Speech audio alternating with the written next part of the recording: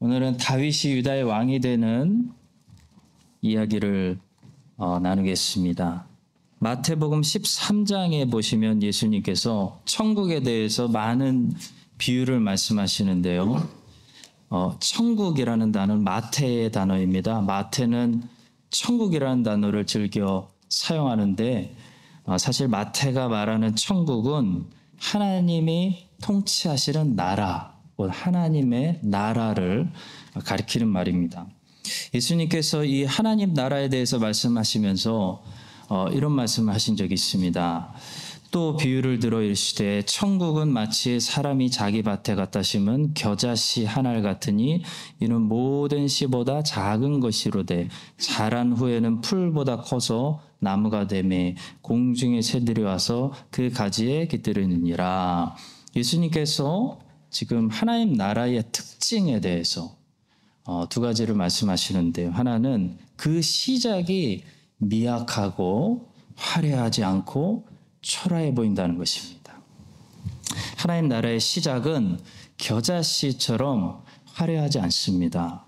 소란스럽지 않습니다. 그래서 많은 사람들에게 관심 받지 못하고 인기가 없습니다. 근데 또 하나는 그런데 그 마지막이 너무 창대해서 그 결과를 보고 사람들이 많이 와서 유익을 누리는 그 열매를 따먹는 그런 나무같이 된다. 이게 하나님 나라의 특징입니다. 예수님은 이것이 하나님 나라가 항상 이 땅에서 퍼져나가는 방식이고 이것이 하나님 나라의 특징이다라고 지금 비유를 통해서 말씀하시는 거예요. 자, 그런데 오늘 우리가 읽은 이 본문을 보게 되면 다윗이 유다 지파의 왕이 되는 것을 우린 보고 있습니다. 다윗은 사실 여러분 이스라엘 전체 왕으로 사무엘에게 기름 부음을 받은 사람이죠. 그리고 사울은 이제 죽었습니다. 그런데 어째서 다윗은 이제 화려하게 모든 백성들이 인정하면서 이스라엘 왕으로 등극되지 않고 이렇게 먼저 한 지파의 왕으로 등극되고 있을까요? 사울, 다윗, 솔로몬 이 세 왕들은 모두 각각 40년을 통치했습니다. 그런데 사울과 솔로몬은 한 방의 왕이 돼서 화려하게 왕이 돼서 40년 전체를 이스라엘 전체 왕으로 다스린 반면에 다윗은 아주 작게 시작합니다. 먼저 한 지파의 왕이 돼서 헤브론에서 7년 반 동안 다스린 다음에 그 후에 이스라엘 전체 왕이 돼서 나머지 33년 동안 이스라엘 전체를 다스리는 왕이 됩니다. 하나님은 왜 이렇게 일하실까요? 왜 다윗은 사울이나 솔로몬처럼 한 번에 이스라엘 전체 왕이 되지 않고 이렇게 작게 시작해서 마지막에 창대하게 뻗어나가는 그런 왕이 되었을까요? 바로 다윗의 통치는 이 땅의 그리스도의 통치, 그리스도가 통치하는 이 나라의 방식을 미리 희미하게 보여주는 그런 하나님 나라의 모형, 그림자이기 때문입니다. 성도 여러분, 하나님 나라는 우리 안에 요란스럽게 시작되지 않습니다. 한 방에 시작되지 않습니다. 겨자씨 같이 시작합니다. 그 사람들에게 인기가 없습니다. 관심도 못 받습니다.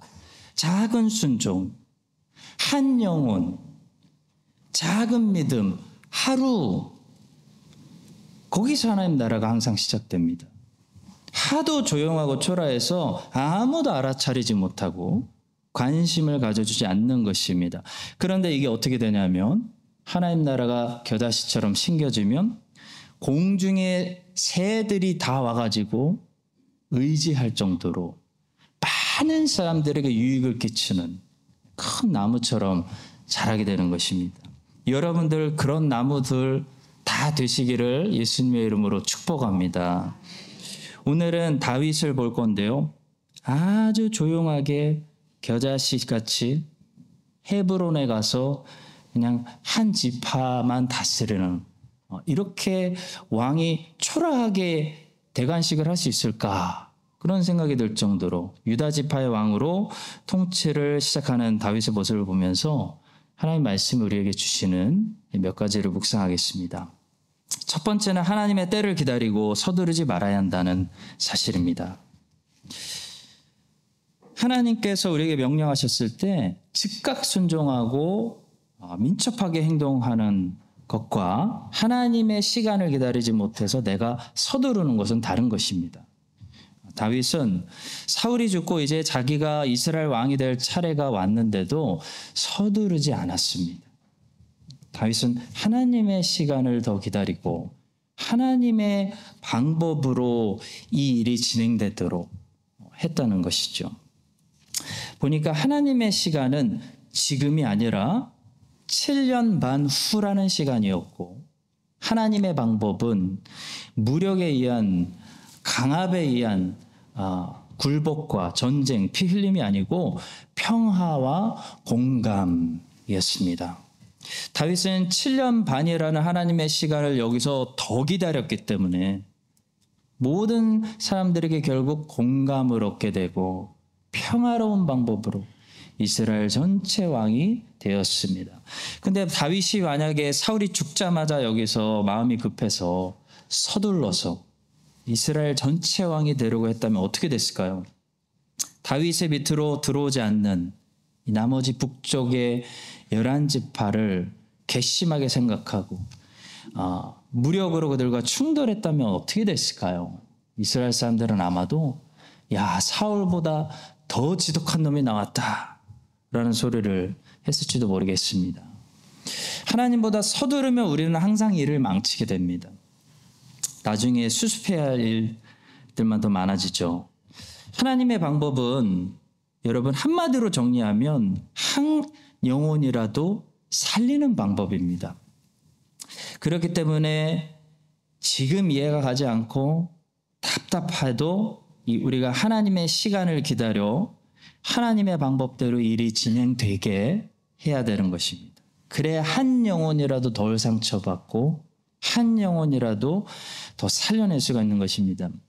이 일을 빨리 처리하고 싶으면 내 방식대로 하면 되는 것이고요. 한 영혼이라도 살리고 싶으면 하나님의 방법대로 해야 됩니다. 하나님은 우리보다 느린 분, 답답한 분이어서가 아니라 하나님은 영혼을, 죄인들을 선한 길로, 구원의 길로 인도하시기 위해서 참아주시고 기다려주시는 분이기 때문에 우리는 하나님의 시간을 기다리고 하나님의 방법대로 모든 일이 진행되도록 해야 하는 것입니다.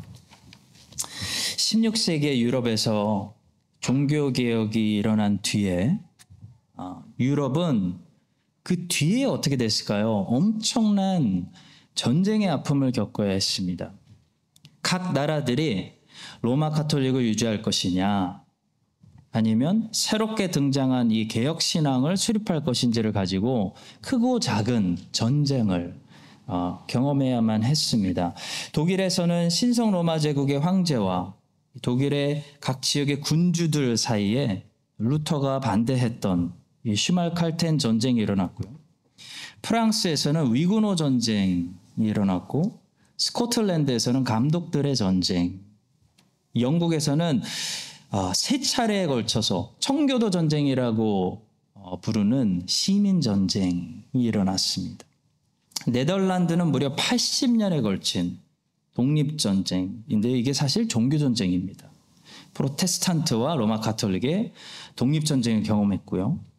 나중에는 유럽 전체가 보헤미안, 덴마크, 스웨덴이 가입하면서 로마 카톨릭주의와 개혁주의로 갈려서 30년 전쟁을 치렀습니다. 16세기와 17세기 유럽의 역사는 로마 카톨릭과 프로테스탄트들 간의 피 흘리는 전쟁 역사입니다. 자, 물론 그 과정 속에서 진리를 지키려고 하고 진리를 바로 전하려고 하고 교회를 개혁시키려고 했던 이런 청교도들의 그 순교, 희생 정신은 오늘날 개신교를 이 땅에 세운 그런 밑거름이 되었다는 것은 우리가 잘 알고 있습니다. 그러나 저는 역사를 공부하면서 또 또 다른 사실을 발견하게 되었습니다. 역사가 이런 사실도 우리에게 말하고 있구나라는 것을 깨닫게 되었습니다. 바로 전쟁이 진리를 지키는 최선의 방법이었는가라는 것입니다.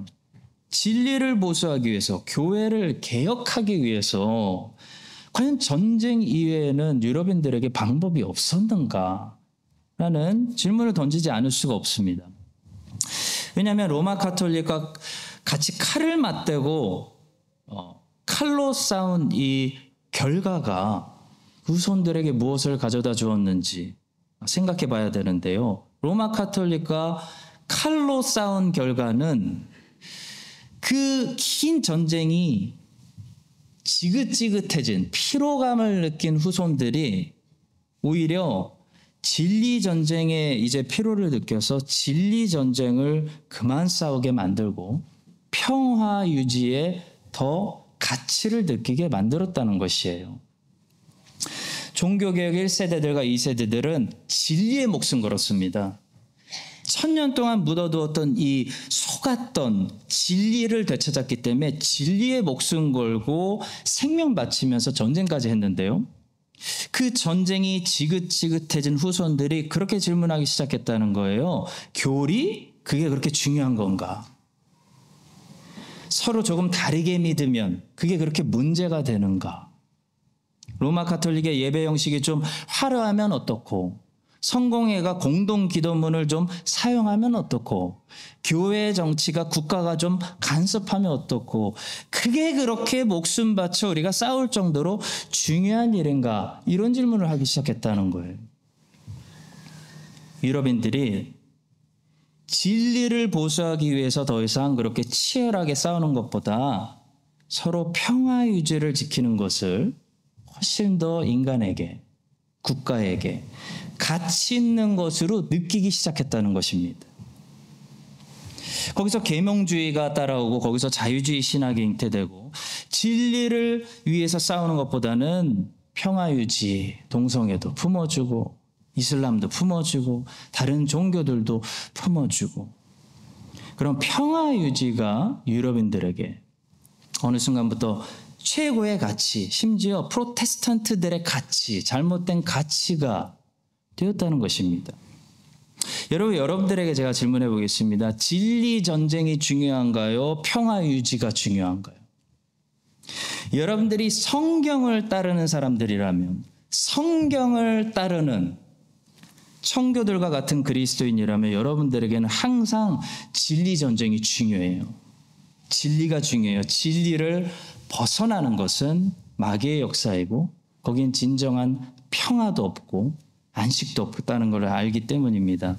그래서 자꾸 다툼이 일어나더라도, 배타적이라는 소리를 듣더라도, 부딪히더라도 예배는 이렇게 드려야 됩니다. 이것이 신앙 고백입니다. 이것이 진리입니다. 그건 죄입니다. 동성애는 죄입니다. 크리스찬들은 성경을 믿는 성경 중심의 크리스찬들이라면 그 얘기할 수밖에 없다는 것이에요. 그것이 청교도들의 삶이었습니다. 그런데 우리가 그들의 삶에서 그들도 무엇을 실수했는지도 배울 수가 있어요. 여러분, 청교도라고 다 같은 청교도가 아니에요. 청교도 안에도 장로파, 회중파, 급진파, 많은 파들이 있습니다. 근데 많은 청교도들이 어떻게 됐냐면 정치에 빠지기도 했고, 외적인 종교의 자유를 위해서, 그러니까 국가적인 종교개혁을 위해서 무엇을 했냐면 같이 칼을 들고 싸웠다는 것이에요. 그것은 예수 그리스도의 방법이 아니라는 것이에요. 외적 종교의 자유, 곧 영국이라는 나라를 개혁시켜서 국가적으로 프로테스탄트를 믿는 개신교 나라로 만들겠다. 그 과정 속에서 전쟁하고 정치 뛰어들고 했다는 것입니다. 많은 청교도들이, 다는 아니고. 그래서 결과가 무엇입니까? 영국이 잘 됐을까요? 성공에 없앴습니까? 로마 가톨릭 쫓겨났습니까? 아니에요.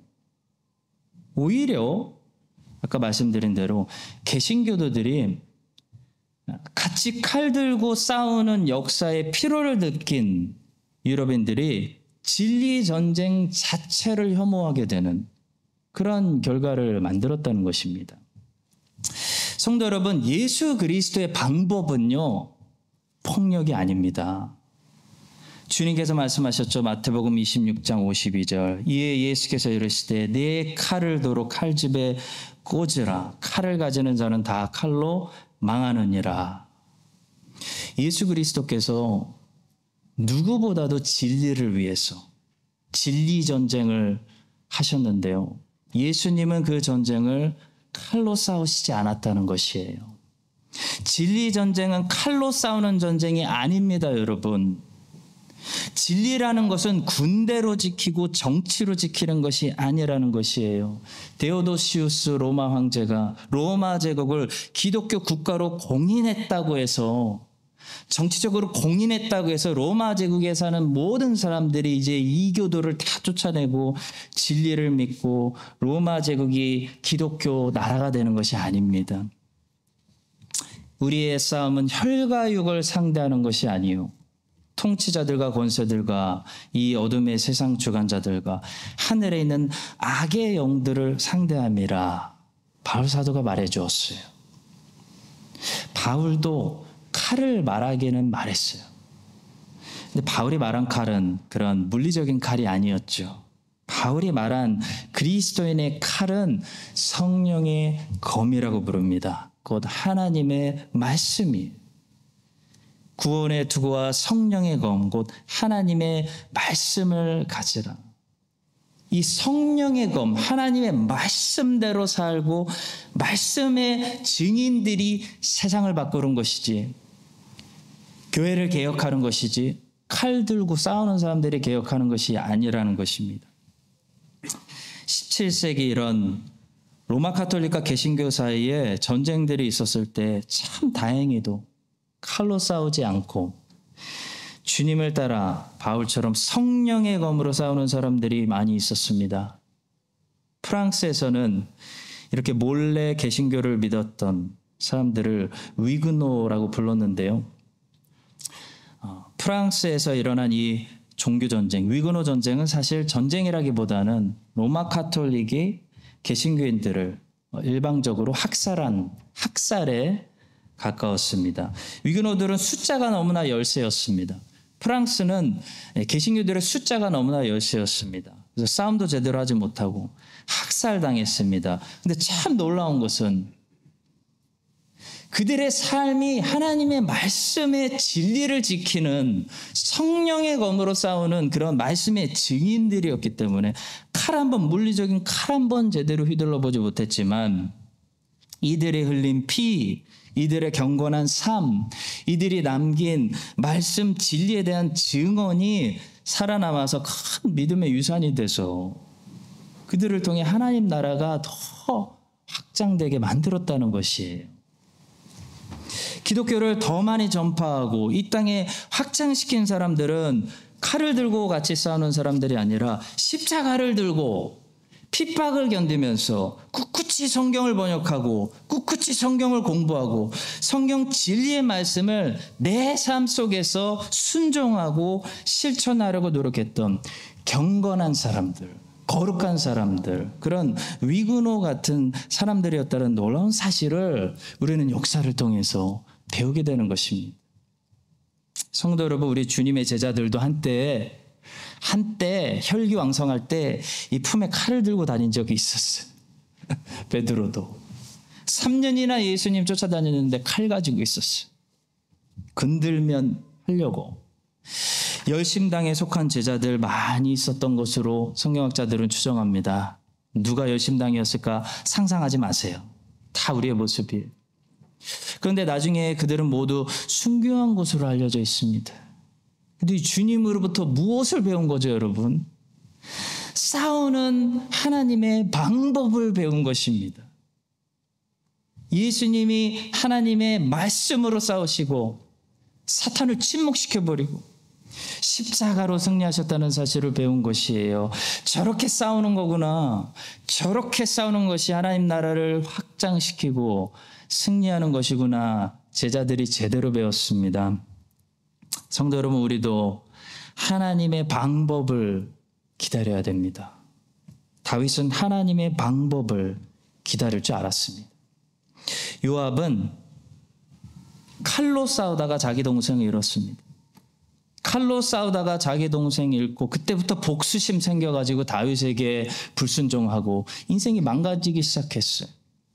다윗은 좀 바보같이 보이더라도 하나님의 방법으로 싸웠기 때문에 결국 아무도 잃지 않았습니다. 지는 것 같아 보였지만 결국 항상 다윗이 승리하고 있습니다. 이 사실을 우리가 기억하고요. 여러분과 저도 신앙생활하고 우리가 사역할 때 사람의 방법으로 하지 말고 하나님의 방법으로 싸워서 결국 하나님의 나라를 많이 확장시키는, 그리고 많은 사람들을 구원의 길로 인도하는 그런 충성스러운 제자들 다 되시기를 예수님의 이름으로 간절히 축복합니다. 자, 두 번째로 다윗은 하나님이 시키시는 일이라면 무슨 일이든지 기쁨으로 기꺼이 순종하는 사람이었다는 사실이에요. 자, 본문 1절을 보니까 다윗이 하나님께 묻고 있습니다. 그 후에 다윗이 여호와께 여쭈아르되 내가 유다 한 성읍으로 올라가리이까? 여호와께서 이르시되 올라가라. 다윗이 아뢰되 어디로 가리이까? 이르시되 헤브론으로 갈지어다. 그리고 나서 2절에 보시면요, 다윗이 이제 자기의 아내들을 데리고 헤브론으로 갔다고 말씀하고 있습니다. 2절도 중요한 기록입니다. 2절 보시겠습니다. 다윗이 그의 두 아내 이스라엘 여인 아히노암과 갈멜 사람 나발의 아내였던 아비가일을 데리고 그리로 올라갈 때라고 기록되어 있죠. 여러분, 다윗은 이때만 해도 아직 자녀들이 한 명도 없었습니다. 왜냐하면 사무엘하 3장 2절에 보시면 다윗이 이때 헤브론으로 가서 이스라엘 여인 아히노암을 통해 첫째 아들을 암논을 낳았다고 말하고 있기 때문입니다. 한번 보시죠. 다윗이 헤브론에서 아들들을 낳았으되 맏아들은 암논이라 이스라엘 여인 아히노암의 소생이요 말씀합니다. 그러니까 하나님께서는 다윗에게 너 큰 일 하려고 하지 말고 내가 할 때까지 헤브론 가 있어. 한 지파부터 다스려. 아들 낳고 애들에게 좋은 아빠 되죠. 이런 명령을 내린 거나 마찬가지예요. 헤브론에서 7년 반 동안 아들 낳고 한 지파부터 다스리게 하시는 그런 완벽한 계획을 하나님은 다윗을 위해 가지고 계셨습니다. 성도 여러분, 하나님은 우리를 실수하면서 인도하시는 분이 아니십니다. 하나님은 우리를 향해 완벽한 계획을 가지고 있습니다. 완벽한 계획이란 이것이 하나하나가 척척 들어맞는 완전히 교통정리가 되는 계획을 가지고 있으시다는 거예요. 우리가 언제 첫째를 낳고 언제 둘째를 낳고 정확한 타이밍에 언제 이민을 오고 어떤 직장을 갖고 완벽히 척척 들어맞는 계획을 가지고 있다는 거예요. 그런 계획이 다윗에게 이루어지고 있는 것을 보게 됩니다. 자, 그렇기 때문에 하나님을 신뢰하는 사람은 어떻게 할까요? 하나님이 어디로 가라고 명하셔도 무엇을 시키셔도 하나님을 신뢰하기 때문에, 그것이 지금 나에게 최선의 길이라는 것을 알기 때문에 어떻게 합니까? 기쁨으로 순종하는 거예요. 기쁨으로 순종. 너 가서 애 낳아. 네, 열심히 낳겠습니다. 기쁨으로 순종하는 거예요. 이게 최선이구나. 1절에 나와 있는 다윗의 기도를 보십시오. 굉장히 구체적이죠. 그리고 하나님께 구체적으로 응답받고 있습니다.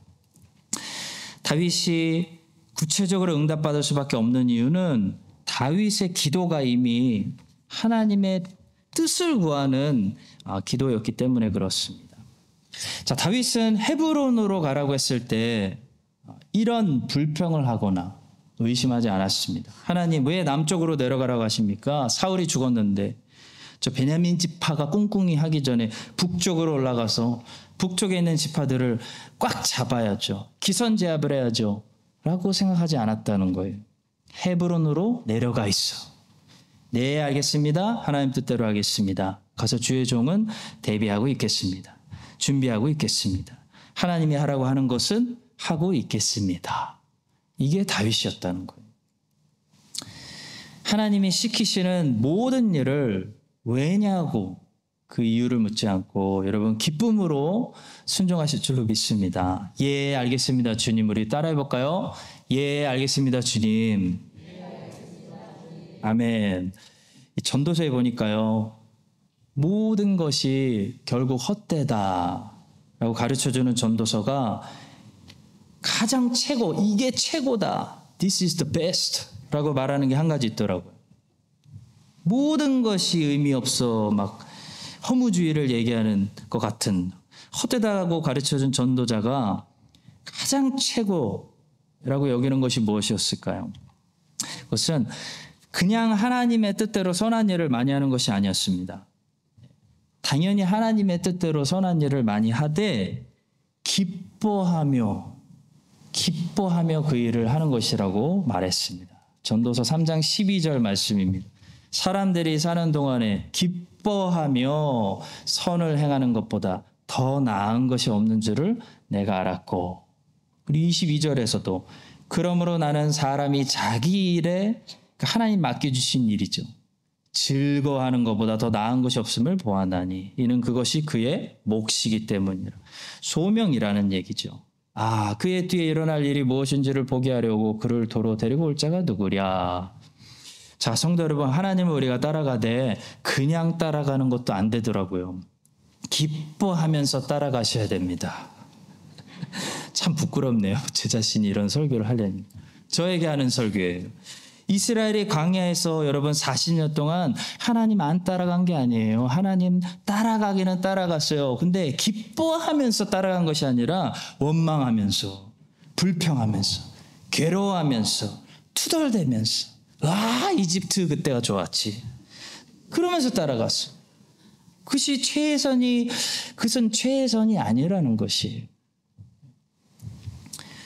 그냥 순종은 최선이 아닙니다. 이건 솔로몬의 말이라기보다는 성령의 감동으로 기록된 성령의 음성인 거죠. 인생 중에 최고는 뭐냐면 하나님이 무엇을 시키시든지 어디로 보내시든지, 예루살렘으로 보내셔서 막 큰 일을 맡기시든지, 헤브론으로 보내셔서 네 아내 좀 사랑해줘라고 하시든지, 12지파를 맡기시든지 한 지파부터 잘 돌봐 이놈아라고 말씀하시든지, 하나님이 무엇을 맡기시든지 기뻐하면서 하나님께 순종하는, 즐거움으로 순종하는 것이 최선이라는 것이에요. 그것이 다윗의 삶이었어요. 다윗은 무엇을 맡겨도 불평하지 않고 즐거움으로 순종하고 있습니다. 아마 너 왕하지 말고 문지기 해 그러면 아마 이스라엘에서 제일 유명한 행복한 성전 문지기로 살았을 거예요. 왜냐하면 하나님이 최선으로 인도하신다는 사실을 다윗은 믿었기 때문입니다. 여러분과 저도 다윗처럼 이런 신앙을 가지고 어렵게 순종하는 것이 아니고 매일 기쁨으로 무엇을 맡기시든지 즐거워하면서 하나님의 뜻을 따라가는 모두가 될 수 있기를 주님의 이름으로 간절히 축복합니다. 마지막 세 번째로 3절이 중요하더라고요. 3절에 보시면 다윗이 어려웠을 때 다윗과 함께 했던 추종자들이 이 다윗과 함께 평안히 살게 되었다라는 그런 눈물겨운 결론을 우리에게 보여줍니다. 3절의 말씀입니다. 또 자기와 함께한 추종자들과 그들의 가족들을 다윗이 다 데리고 올라가서 헤브론 각 성읍에 살게 하니라. 이제 두 다리 쭉 뻗고 살 수 있게 된 겁니다. 오늘 인트로에서 제가 말씀드린 것처럼 오늘 본문은 다윗의 나라가 한 방에 세워지는 것이 아니고요, 점진적으로 세워지고 있다는 사실을 보여주는, 강조하는 그런 본문입니다. 그래서 처음에 헤브론에서 7년 반, 그리고 나중에 예루살렘에서 12지파의 왕으로 33년 다윗은 통치하게 되는 거죠. 마찬가지로 성도 여러분, 그리스도의 나라도 한 방에 완성되는 것이 아니고 이렇게 점진적으로 세워집니다. 우리 주님께서 2000년 전에 이 땅에 오셨을 때 하나님 나라를 끌고 온 거예요. 이 땅에 하나님 나라가 임했다라고 선포하시면서 세례 요한이 증거하고, 하나님 나라가 가까웠으니 회개하라 하시면서 하나님 나라를 끌고 왔는데, 이 나라를 한 방에 끌고 온 것이 아니에요. 완성된 나라로 끌고 오신 것이 아닙니다. 아주 작게 우리 주님 12제자 120명 이렇게 끌고 오셨어요. 처음에는 믿는 자들, 교회를 통해서만 왕으로 인정받으시는 그리스도께서 최후에는 모든 입술이 그를 시인할 거라고 얘기해요. 모든 입술이 그를 시인하고 모든 눈이 그를 찌른 사람들, 그를 욕하던 사람들마저도 예수 그리스도가 영광의 주님이고 왕이라는 사실을 인정하게 되는, 온 세상의 왕으로 인정받으시는 그런 날이 다가오고 있다고 성경은 우리에게 얘기해요. 근데 아직 완성되지 않았어요.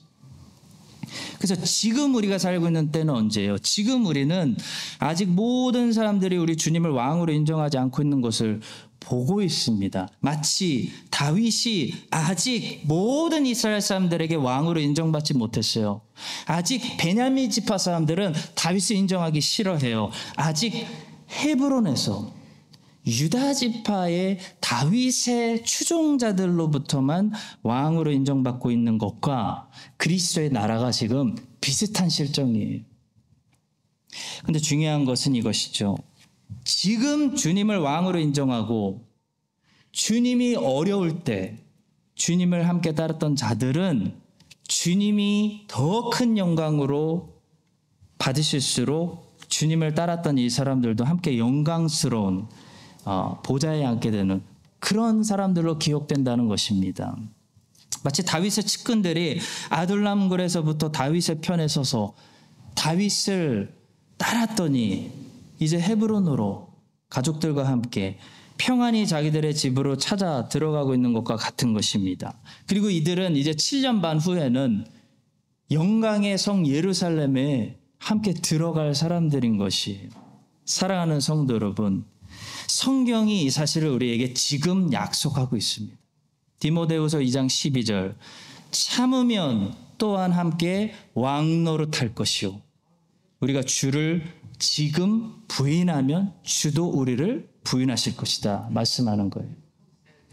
아둘람굴에서 다윗과 함께 충성스러웠던 부하가 영광의 예루살렘 성으로 들어갈 수 있는 것처럼 지금 골고다에서 함께 십자가를 지고 우리 주님의 길을 걸어간 제자들만이 나중에 영광의 나라에도 함께 들어갈 수 있는 것입니다. 우리 주님께서 그래서 이런 말씀을 남기셨어요. 너희는 나의 모든 시험 중에 항상 나와 함께한 자들인즉 내 아버지께서 나라를 내게 맡기신 것 같이 나도 너희에게 맡겨 너희로 내 나라에 있어 내 상에서 먹고 마시며 또는 보좌에 앉아 이스라엘 12지파를 다스리게 하려 하노라. 여러분과 저도 다윗의 부하들처럼 우리 주님의 나라가 아직 완성되지 않은 바로 지금입니다. 지금 이때에 주님의 편에 서야 돼요. 아둘람 굴 속에 들어가는 사람들이 복된 사람들이에요. 지금 주님의 편에 서지 않을 때 함께 고생을 같이 함으로 우리 주님의 나라가 완성되었을 때 여러분과 저 크라이스트처치 한인장로교회는 부끄러움 당하는 것이 아니고 기억되신 바 되어서 다윗의 부하들처럼 우리 주님과 함께 영광의 나라에서 매우 존귀한 자들, 존귀한 교회, 존귀를 얻는 그런 자들이 다 되시기를 예수님의 이름으로 간절히 축원합니다.